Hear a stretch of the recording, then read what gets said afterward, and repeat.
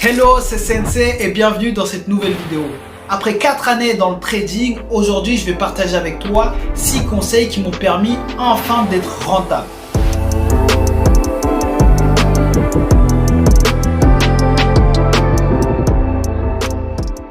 Premier conseil, il faut avoir des attentes qui sont réalistes. Je sais que tu vois un petit peu partout comme moi, tous les influenceurs, tous les traders qui montrent un certain lifestyle et tu veux aussi le même lifestyle et c'est compréhensif, il n'y a pas du tout de mal à ça, mais il y a des choses que tu ignores. Premièrement, tu ne sais pas si ce lifestyle qui te montre est vraiment dû au résultat de trading. Ensuite, tu ne sais pas combien de temps ils ont mis pour arriver à ce niveau-là. Donc, il faut avoir des attentes qui sont réalistes en fonction de toi, de ton niveau où tu es actuellement. Si par exemple, tu te rends compte que par exemple le mois dernier, tu faisais 10 erreurs et que ce mois-ci, tu n'en fais que 7, c'est déjà de la progression. C'est pour ça que lorsque tu veux mesurer ta propre progression, il faut avoir des indicateurs qui te sont propres et non te comparer à d'autres personnes parce qu'ils ont ci, parce qu'ils ont ce lifestyle-là, etc., etc. Chaque progrès est un progrès. Par exemple, si tu te rends compte que l'année d'avant, tu étais en négatif, mais que cette année, tu es à break-even, tu arrives juste à 0, ça, c'est déjà de la progression. Donc, le trading, c'est vraiment avoir des attentes qui sont réalistes et c'est comme ça que tu vas pouvoir survivre sur le long terme. Deuxième conseil, il faut avoir une vision sur le long terme. Au départ, lorsqu'on découvre cet univers, on est souvent attiré en fait par de l'argent facile et de l'argent rapide et ça ne marche pas. Tout ce qui est facile et rapide ne dure pas dans le temps. Si c'était facile, tout le monde le ferait. Donc, il faut avoir une vision sur le long terme. Il faut pouvoir te dire, ok, je me laisse 3 ans, 5 ans, 10 ans. Et c'est comme ça que quand tu as une vision sur le long terme, tu vas pouvoir analyser de façon correcte ta propre évolution et tes propres résultats. Je te donne un exemple. Si par exemple, tu fais une semaine où tu enchaînes 10 pertes, tu peux être déprimé si tu regardes uniquement ces 10 pertes-là. Tu vas te dire, mais je progresse pas, c'est nul, ma stratégie ne marche pas, etc. Et tu peux avoir tendance à vouloir remettre en question tout ce que tu as fait, tous les résultats que tu as pu obtenir jusqu'à aujourd'hui, juste parce que tu as eu une semaine à perdre. Alors que si tu te dis, ok, je vais prendre un bloc de 100 trades, je vais me consacrer sur 100 trades et tu vas te rendre compte, ok, peut-être que tu as perdu 20 trades, mais sur 100 trades, tu as un taux de réussite de 80%. Donc, c'est pour ça qu'il faut toujours voir une vision sur le long terme, une vision large et c'est de cette façon que tu vas pouvoir évoluer et évaluer correctement en fait ta propre progression. Troisième conseil, il faut trouver ton propre style de trading. Entre le scalping, l'intraday ou le swing trading, il va falloir que tu testes pour affiner et trouver en fait le style qui est adapté en fonction de toi. Lorsque tu choisis le mauvais style de trading, c'est sûr que tu vas pas pouvoir être rentable sur le long terme. Et c'est l'erreur que j'ai faite lorsque j'ai commencé à trader. J'ai appris le trading via le Smart Money Concept, l'ICT, tout ça. Et je voulais en fait avoir un risque-reward élevé, je voulais avoir des 1 pour 10, 1 pour 20, etc. Et du coup, j'ai commencé par le scalping. Et en fait, le scalping, je me suis rendu compte que c'était extrêmement compliqué, c'était extrêmement dur.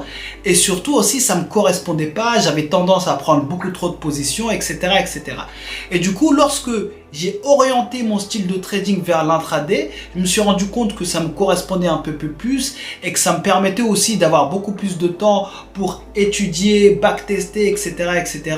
Et surtout, je me suis rendu compte que j'étais beaucoup plus rentable avec ce style de trading-là. Donc, essaie de trouver le style de trading qui te correspond, non pas le style de trading que tu veux copier parce qu'un tel il fait ça, parce qu'un tel il fait tant de risques et rewards, etc. Ton propre style de trading à toi qui va pouvoir te permettre d'être rentable. Parce que ce qu'on recherche ici, c'est pas la gloire, c'est la rentabilité. Quatrième conseil, il faut mettre en place ton propre trading plan et ta propre stratégie adaptée pour toi. Je sais qu'au départ, on a tendance à vouloir chercher la stratégie magique, la stratégie avec le meilleur taux de réussite et ça n'existe pas. On est tous passés par là, moi-même je suis passé par là. Tous les 3 mois, j'ai essayé une stratégie, je me suis rendu compte que ça marchait pas. J'ai essayé une autre stratégie, je me rendais compte que j'avais pas de bons résultats. Je changeais sans cesse de stratégie et au final, en fait, tu te rends très vite compte, c'est pas une question de stratégie, c'est une question de trading plan qui est rentable. Donc c'est pour ça qu'il faut mettre en place ton propre trading plan et ce trading plan là, en fait, tu peux le mettre en place en prenant des éléments de droite à gauche en fait qui vont pouvoir au final correspondre à ce que tu recherches. Par exemple, moi je tradais en utilisant les Smart Money Concept, les ICT Concept, et au final je me rendais compte qu'il me manquait un élément qui me permettait en fait de me donner le signal lorsque je devais acheter ou vendre. Et après j'ai intégré un groupe de trading où on utilisait beaucoup les indicateurs, mais j'aime pas trop les indicateurs, mais j'en ai trouvé un qui était parfait puisqu'il pouvait me permettre d'avoir du coup le signal que j'attendais pour me dire ok, c'est le moment d'acheter ou c'est le moment de vendre. Du coup au final il n'y a pas de stratégie magique, il faut juste que tu arrives à mettre en place pas mal d'éléments dans ton trading plan qui vont pouvoir être cohérents pour toi et surtout backtester et vérifier que tous ces éléments peuvent te permettre d'être rentable sur le long terme. Cinquième conseil, il faut avoir un bon risk management. Dans ton trading plan, tu vas te rendre compte qu'il va falloir planifier ton risque reward. Par exemple, tu vas dire ok, je vais avoir un risque reward de 1 pour 2. Si je risque 10 euros, c'est pour gagner 20 euros. Et après, il faut respecter ce risque reward et donc avoir un bon risk management. Sans un bon risk management, tu ne pourras pas être rentable sur le long terme. Et ça, j'avais compris ça au départ, mais j'avais mis énormément de temps à le mettre en application. C'est très compliqué. Et lorsque je commençais à trader, j'ai pris pas mal de challenges chez FTMO, MyForex Funds, etc., etc. Et je perdais tout le temps parce que j'avais un très mauvais risk management. Par exemple, un jour, je pouvais prendre une trade où j'allais risquer 1000 euros. L'autre jour, je pouvais prendre une trade où j'allais risquer 3000 euros. L'autre jour, j'allais gagner peut-être 500 euros. Un autre jour, j'allais perdre 5000 euros. Au final, il n'y a aucune cohérence et du coup, il n'y a aucune rentabilité possible. Donc, essaye d'avoir un bon risque reward, un bon risque management et surtout de te tenir à ton trading plan et c'est ça qui va faire en sorte que tu pourras être rentable sur le long terme. Sixième et dernier conseil, la psychologie. C'est vraiment la partie la plus importante et ça fera l'objet d'une autre vidéo un peu plus tard, un peu plus détaillée parce que c'est l'aspect qui va déterminer ta réussite ou non dans le trading. Vraiment, la plupart du temps, tu vas te rendre compte que si tu analyses bien toutes tes positions que tu prends, si tu as un journal de trading, que tu notes toutes tes positions, que tu mets des commentaires dans la partie technique, que tu mets des commentaires sur la partie psychologique, ce que tu as ressenti avant, pendant et après la position et que tu analyses tous ces éléments, tu vas te rendre compte que le problème dans la plupart des cas, ce n'est pas un problème technique, mais c'est un problème psychologique. Et ça, l'une des façons de pouvoir travailler ces éléments, c'est de noter dans ton trading plan tout ce qui va se passer du moment où tu prends une position, pendant la position et après la position. Tu vas analyser ce qui s'est passé, tu vas noter de façon authentique, sans te mentir à toi-même, tout ce qui s'est passé et c'est de cette façon que tu vas pouvoir capter les erreurs que tu fais dans ton trading et tu vas pouvoir les améliorer au fur et à mesure. Ça, c'est vraiment l'aspect le plus important, donc c'est l'aspect psychologique. Au départ, pendant plus d'1 an et demi, je n'étais pas rentable. Pourquoi? Parce que je faisais que des erreurs psychologiques. Soit j'avais peur, ou soit j'étais impatient, ou soit je manquais de discipline, ou soit j'avais du FOMO, donc la peur de rater une opportunité, donc je me précipitais dans des positions et je me rendais compte que du coup j'étais rentré trop tôt ou trop tard, ou soit je respectais pas mon trading plan.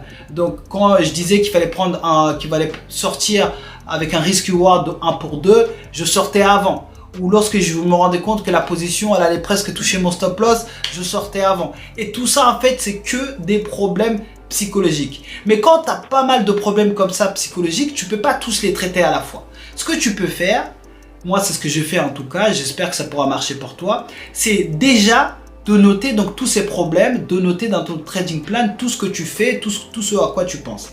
Ensuite, tu vas essayer chaque semaine de travailler sur une problématique. Par exemple, ce que je faisais, je me disais, ok, je me suis rendu compte que la semaine dernière, j'ai fait 4 erreurs. Il y avait 2 erreurs, par exemple, de manque de patience. Il y avait 2 erreurs qui étaient dues à la peur. Il y avait une erreur qui était due à du FOMO. Et du coup, je me dis, ok, cette semaine, je vais travailler ma patience. Tout ce qui compte cette semaine, c'est d'être patient.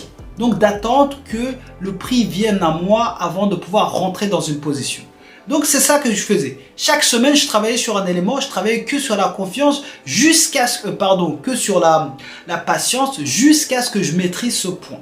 Lorsque je me rendais compte que dans mon journal de trading, j'avais moins d'éléments qui concernaient le manque de patience, je pouvais passer à un problème suivant. Donc je me disais, ok, cette semaine, je vais travailler donc le FOMO. Je vais faire en sorte de ne pas FOMO. Je vais respecter mon trading plan et je ne vais pas avoir peur. Et de toute façon, je me dis, ok, il y a toujours des opportunités, donc pas besoin de se précipiter. Il y a toujours une autre opportunité qui va arriver.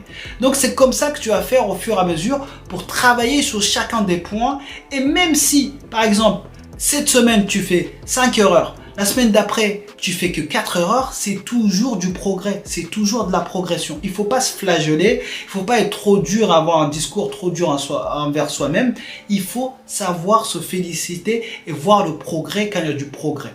Et crois-moi, il y a toujours du progrès. Chaque erreur que tu fais, c'est toujours une occasion de progresser. Donc, l'aspect psychologique, c'est vraiment l'aspect le plus important. Donc, n'oublie pas de noter vraiment chaque élément, à chaque fois que tu prends une position, ce qui s'est passé sur l'aspect technique, ce qui s'est passé sur l'aspect psychologique et d'analyser tes résultats. Quand tu as une perte, il faut toujours te demander est-ce que cette perte est due à une erreur technique ou est-ce que c'est dû à une erreur psychologique? Est-ce que c'est une perte légitime qui fait partie de ton pourcentage de fois où tu ne gagnes pas? Ou est-ce que c'est une perte qui est due à une erreur technique? Ok, si c'est une erreur technique, qu'est-ce que tu peux améliorer? Est-ce que c'est une perte qui est due à une erreur psychologique? Ok, pourquoi? Qu'est-ce qui s'est passé? Est-ce que tu t'es précipité? Est-ce que tu as manqué de patience? Etc., etc. Et après, tu prends chaque élément et tu travailles sur chaque élément au fur et à mesure. Donc, n'hésite pas à laisser un commentaire, à me dire ce que tu penses de cette vidéo, à poser des questions. Et puis, on se retrouve dans une prochaine vidéo.